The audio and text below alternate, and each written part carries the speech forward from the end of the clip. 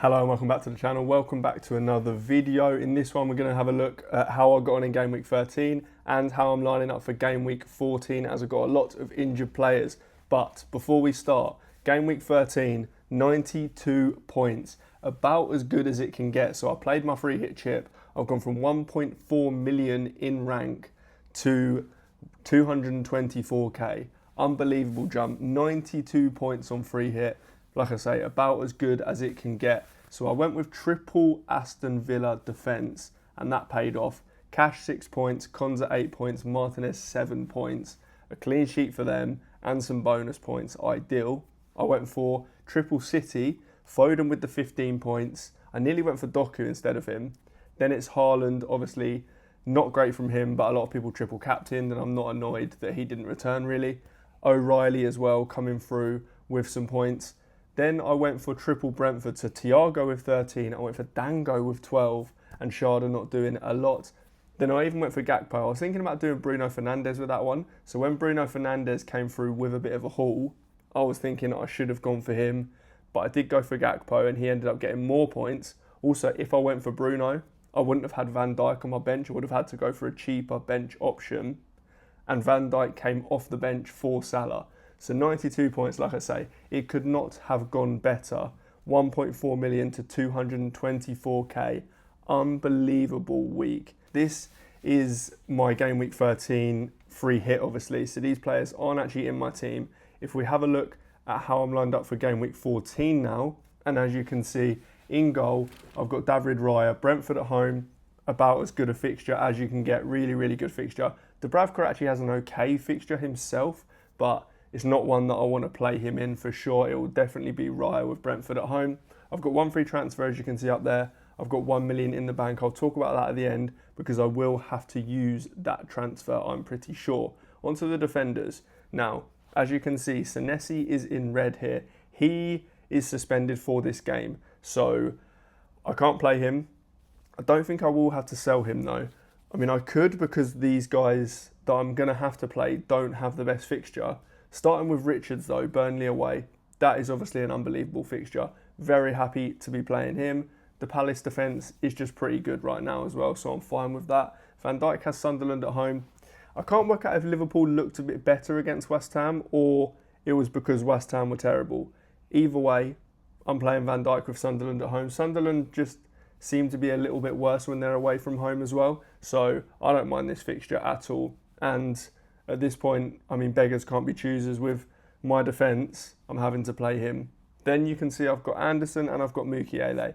Both of them have pretty rough fixtures. Mukiele is Liverpool away. Anderson is Man City at home.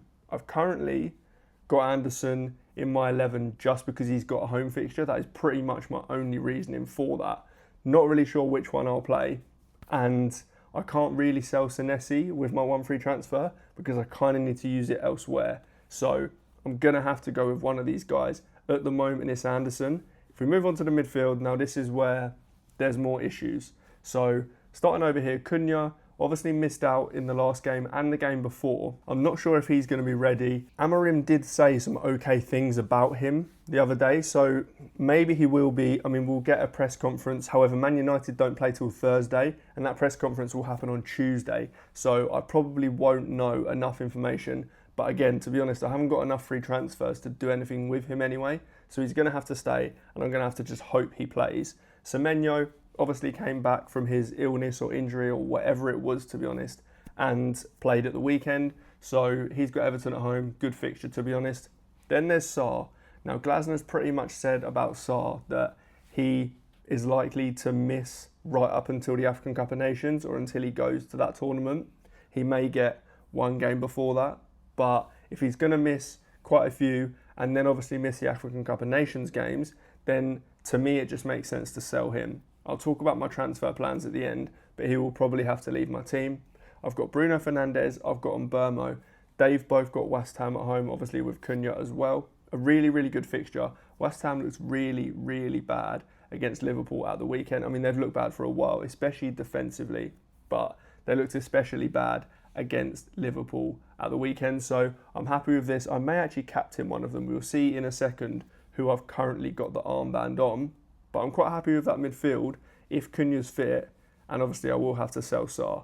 Onto the forwards, we have Haaland with Fulham away. I don't think I'll captain him. I don't love the fixture enough over the other guys' fixtures to captain him, I don't think, just because the likes of Fernandes, the likes of Mbermo, the likes of Mateta have better fixtures. However, if I have to captain Haaland, then it's fine. I don't think I will, though. Then I've got Mateta with Burnley away. So, obviously a really, really good fixture. Very happy to have him in that fixture. He scored a penalty at the weekend.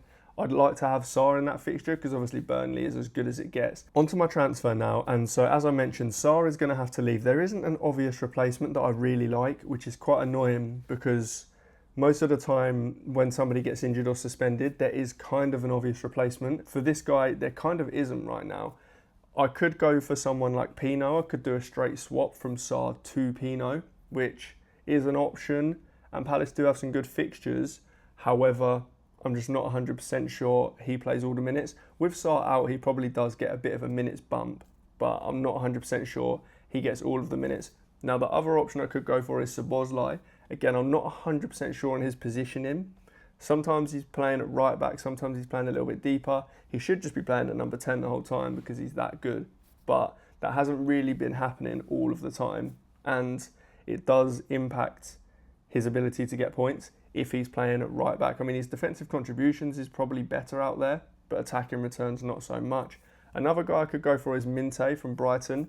The only problem there, I don't quite love their fixtures as much as some of these other teams. So I'm not sure I'll be going for him, but he is absolutely on fire right now, don't get me wrong. I've got, like I say, 1 million in the bank, so I can go up a little bit to somebody more expensive. The other guy that I'm thinking, and this is probably the most likely player that I'm going to bring in, is Declan Rice. He's getting defensive contributions in a lot of games. Most games he got defensive contributions in the last game. He's taking corners for a corner-heavy team. Although Gabriel is out, there's still a threat from these set pieces. He's taking direct free kicks as well. We know how good he is at them from the Real Madrid game last season. And he's just able to get forward now because Zubimendi's the one that's sitting a little bit more. So he's just getting more involved in each attack for Arsenal. So I think it's probably going to be Declan Rice that I bring in with my free transfer and then roll with this. Probably play Anderson over Mukiele. Hope that Cunha starts, and that will likely be the team. Now that is all for this one. If you liked the video, make sure you hit like, make sure you subscribe, and I'll see you in the next one.